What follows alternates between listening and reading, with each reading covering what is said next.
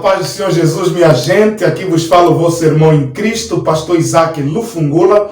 Eu venho aqui trazer um estudo. Se você parou é porque você é um pregador e você está interessado em como preparar uma mensagem bíblica. Então eu quero falar a respeito de como escolher um texto bíblico e também quero falar sobre algumas ferramentas importantes para a preparação de um sermão. Então, às vezes, fica muito difícil escolher um sermão bíblico, né? Porque frequentemente torna-se um grande problema escolher um texto para nós pregarmos. A razão não é porque faltam textos bíblicos, é porque tem textos demais para pregar, né? É como aquela pessoa que tem muitas roupas para vestir e muitas vezes não sabe o que vestir, de tantas opções que tem. Então a Bíblia é um oceano de vários textos que às vezes nós nem sabemos qual texto pregar. Tem dias que você não sabe qual texto pregar e tem dias que você tem muitos textos que você queira pregar. O meu primeiro conselho, você precisa pelo menos ter algumas ferramentas que vão lhe ajudar na interpretação e exposição da palavra de Deus. Pelo menos tenha um dicionário bíblico. Às vezes, o dicionário de língua portuguesa pode ajudar, mas um dicionário bíblico seria mais fiel porque ele está traduzindo uma língua antiga. Às vezes, o dicionário de língua portuguesa não é muito fiel na tradução de algumas palavras que estão na Bíblia. Então, tenha pelo menos um dicionário de referências bíblicas para ajudar nessa preparação do sermão. Segundo, tenha várias traduções da Bíblia Sagrada. Por exemplo, eu tenho aqui a Bíblia Ilustrada com Enciclopédia. Ela é da nova tradução na linguagem de hoje. Eu uso muito essa aqui, para além de usar a Genebra e a Bíblia do Expositor e outras, mas tenha uma linguagem da Bíblia diferente. Por exemplo, eu tenho essa na linguagem de hoje e tenho essa aqui que é a Bíblia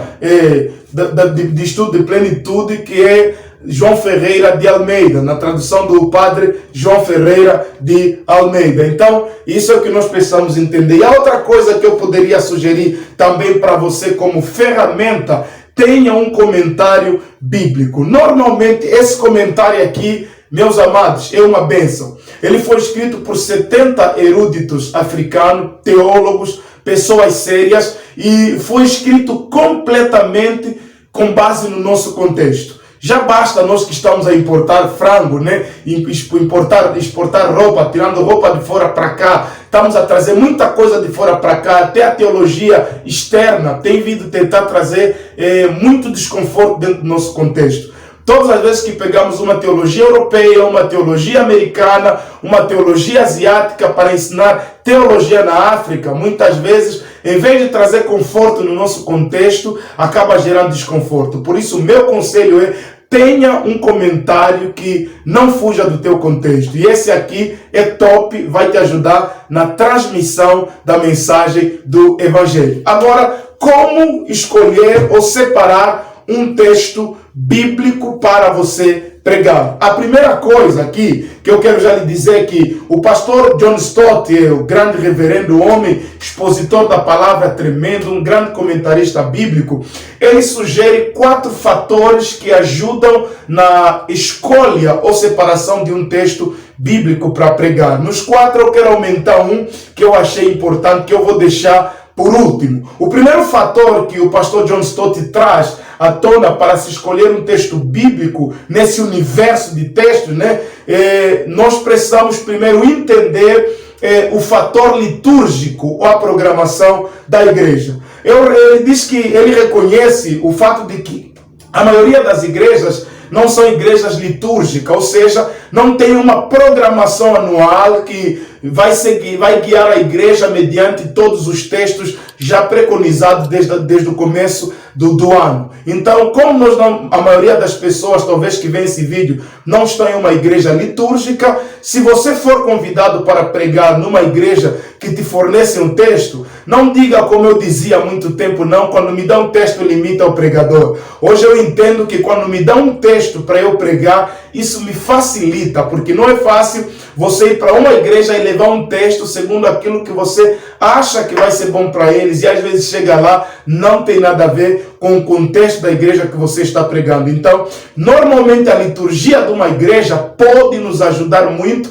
na separação do texto. Por exemplo, existem algumas festas litúrgicas ou festas que já fazem parte daquilo que é a programação anual da igreja, como a Páscoa, o Natal, como a Santa Ceia. Existem assuntos assim muito específicos dentro de algumas igrejas. Existem igrejas que têm atividade dos jovens, domingo juvenil, programas juvenis. Então, isso pode te ajudar a separar um texto, desde que você saiba o público-alvo que estará recebendo aquela mensagem. O segundo fator importante é o fator pastoral. Eu gosto de pregar e Deus tem me levado em alguns lugares para pregar. Eu tenho pregado em igrejas pentecostais, em eventos, em congressos, em igrejas conservadoras e na minha própria igreja. Mas de todos esses lugares que eu tenho ido, o melhor lugar ainda onde eu tenho pregado é na minha igreja. E eu respondo por quê? Porque na minha igreja eu sei qual é a necessidade da minha igreja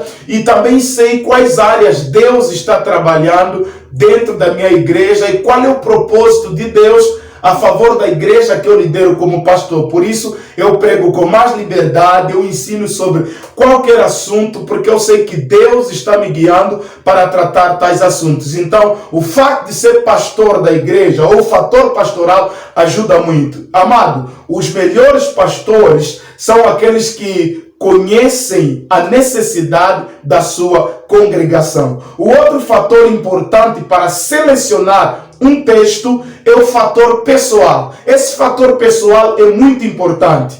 Nós devemos lançar mão dos momentos inspiradores. Eu não sei quanto a você, mas normalmente na minha vida, às vezes eu estou sentado vendo um programa, conversando com alguém, uma palavra me chama a atenção, aí eu escrevo. Eu ando sempre com esses papelinhos aqui, ou no bolso, ou na minha carteira de bolso, ou dentro da minha Bíblia, ou no carro, porque eu estou sempre escrevendo coisas. Às vezes estou andando no carro, um louvor, uma palavra me chama a atenção, aí estaciono e escrevo. Tenho sempre um papelinho desse e uma caneta para escrever, uma luz que eu recebo diante de uma conversa. Tem amigos que eu tenho conversado e as conversas são muito inspiradoras, que às vezes eles estão falando, nem sabem que estão me dando o sermão para domingo. Então, esteja muito atento ao fator pessoal. Tenha sempre uma esferográfica, tenha sempre um pedaço de papel ou uma agenda para você estar anotando alguma inspiração do momento, porque tem coisas que vêm e depois se vão. Eu já sonhei com coisas belas, que eu estava pregando coisa bela, eu falei, amanhã quando eu acordar vou escrever, e no dia seguinte acordei, nem conseguia lembrar o que eu sonhei, fiquei frustrado, porque era uma coisa que eu sei, se eu escrevesse, abençoaria a vida de alguém. O outro fator que nós não devemos ignorar são os fatores externos. Para preparar um sermão,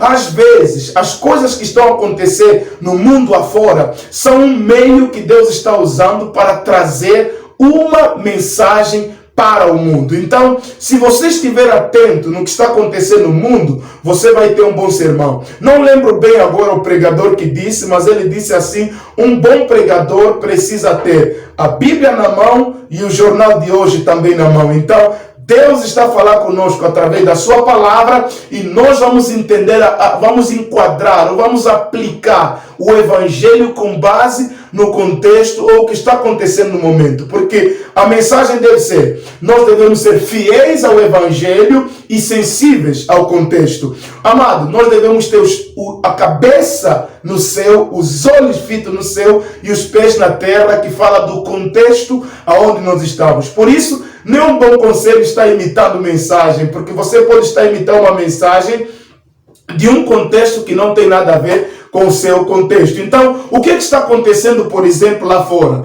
No dia 18 de agosto, no Mali, houve golpe de Estado. No dia 4 de agosto, em Beirute, no Líbano, houve uma explosão no porto de Beirute, no Líbano. Então, são assuntos que nós poderíamos talvez trazer uma mensagem a respeito do que está acontecendo no mundo, olhando para as Sagradas Escrituras qual é a resposta bíblica sobre o que está acontecendo no mundo? Por exemplo, temos aí o coronavírus, que era um problema de saúde na China, hoje virou um problema de saúde mundial. Ele não estava no nosso país até dezembro do ano passado, hoje já estamos com mais de 2.000 casos. Então, é um bom momento para nós trazer uma mensagem a respeito disso. Como reagir diante desse coronavírus, como Deus está manifestando a sua graça e a sua misericórdia diante dessa pandemia. O que Jesus fala lá em Mateus a respeito dos fins e das pandemias que viriam nos dias do fim. Então, nós podemos também separar textos bíblicos com base nisso.